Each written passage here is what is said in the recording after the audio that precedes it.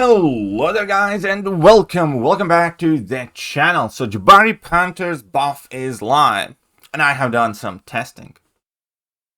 And well, we'll get to that.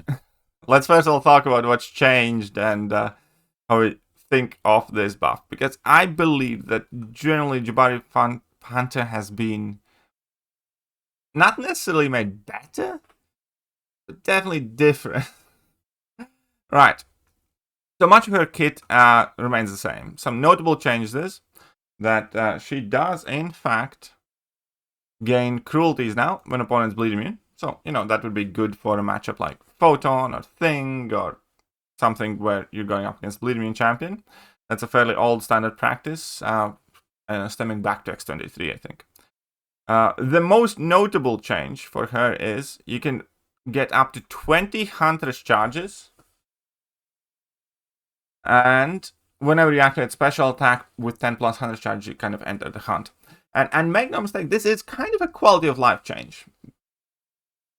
I say kind of because there are instances where it actually hurts you as well, because now you have this automatic entry into the Huntress mode, which didn't really exist there before, where you were just striking the opponent and you randomly entered the Huntress mode. You could do that when reaching 10 charges, right? But in order to reach 10 charges, you need to do a deliberate action, which is like parry and hit the opponent in order to gain those charges, basically. So now you can kind of just like, for instance, we're going to see in this video, where you're fighting Photon, you reach 20 charges and you enter the Huntress mode in the wrong time.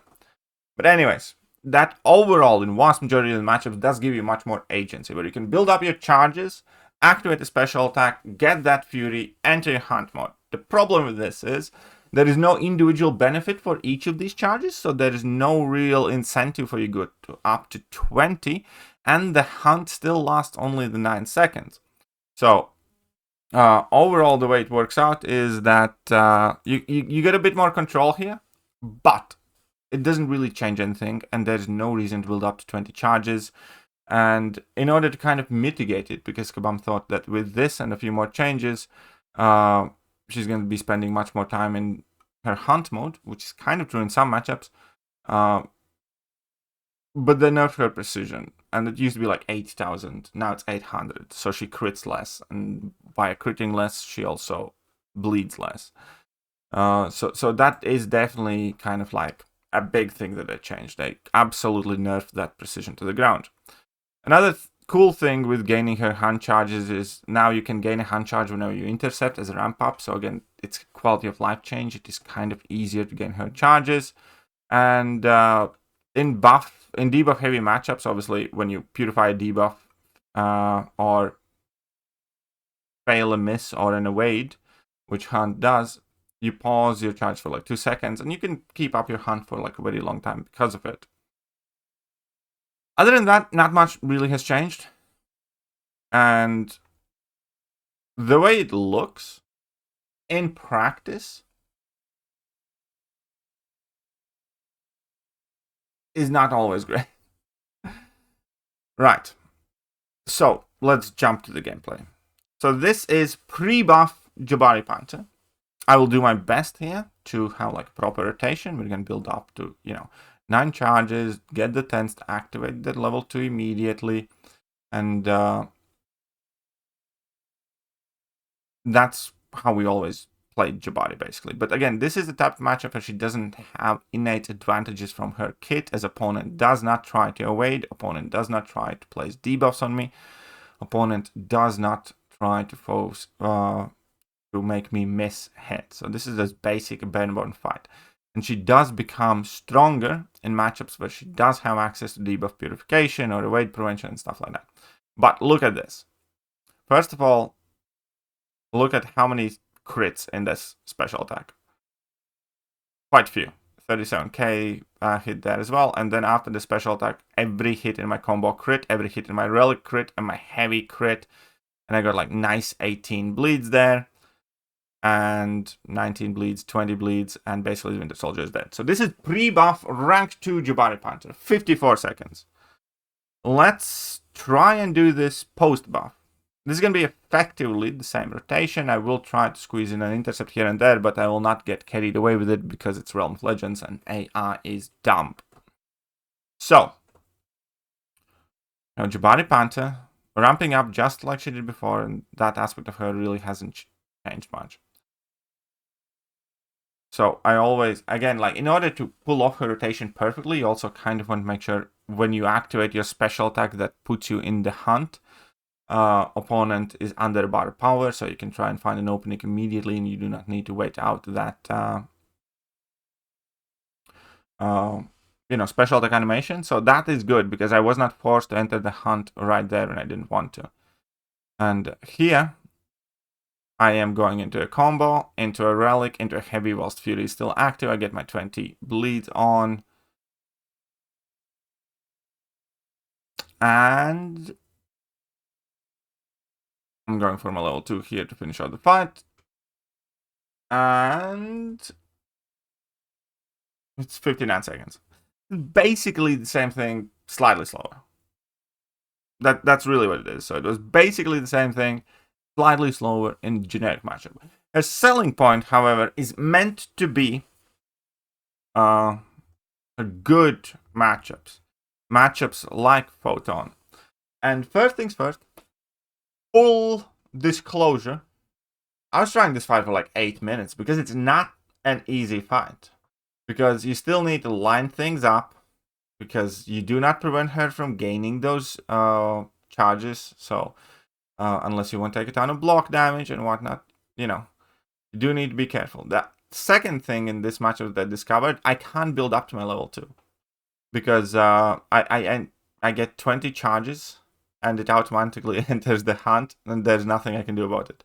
So I cannot build up to level 2. As we can see in the nature of the matchup, I'm also forced to manually kind of get her into the hard light form in order to basically not get wrecked in this fight.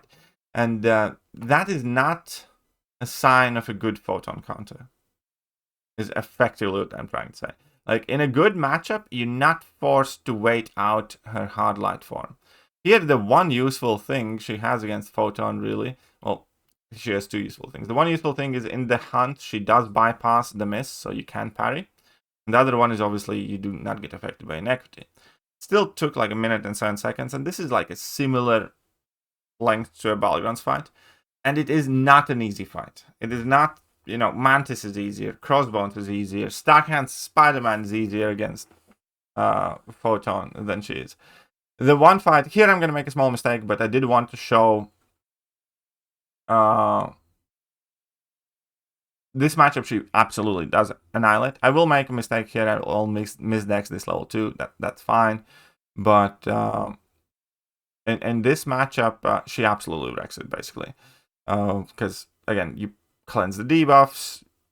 You constantly keep your Fury paused. Your bleeds are working. You prevent the evade. She has all the tools required to defeat this 3.0 defensive rating champion, or 3.5 defensive rating champion. But against Spider-Woman, yeah, she has a good matchup there.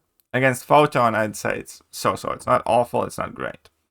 And then, we do have a few other matchups, I think. Like, let's take a look at what obviously she's going to destroy Piggy, but, Piggy is not necessarily as relevant of a defender.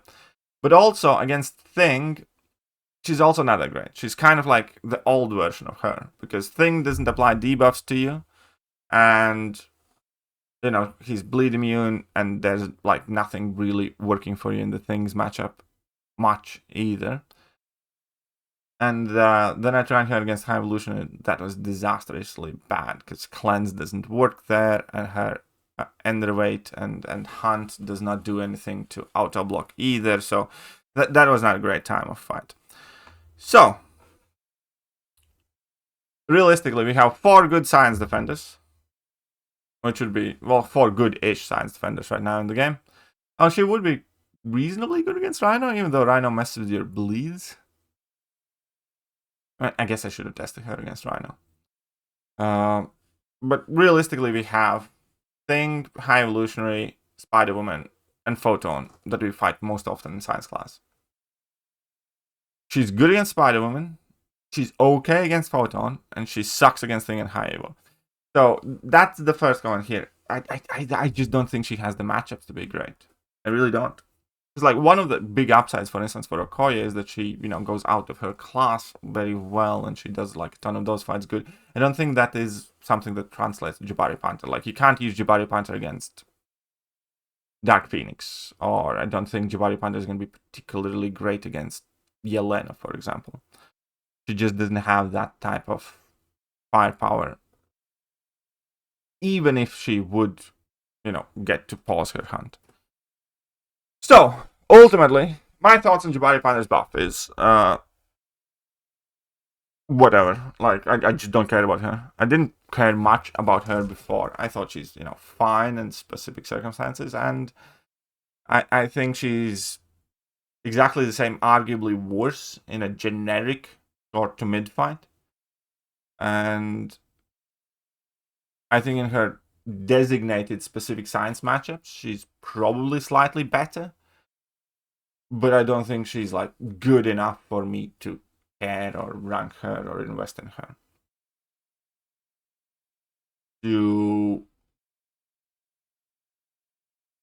Again, it still falls in the category of why bother for me. Because they didn't make a good champion. They made equally bad, equally mid, slightly worse champions. Equally mid, slightly different champions. Kind of slightly different fight focus. Because, somewhere in, I don't know, Labyrinth. But you'd still just want to use Okoye. Like, why not? You'd still just want to use a whole bunch of different champions instead of Jabari. So, yeah, I don't think it's a successful change here either. So far, Korg buff sucks. Storm Pyramid buffs a little bit better. Jabari buff sucks. Oh boy, can't wait to get to the rest of them. I'll see you soon. Bye-bye.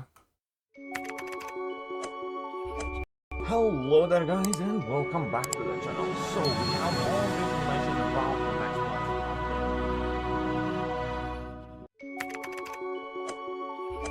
Hello there, guys, and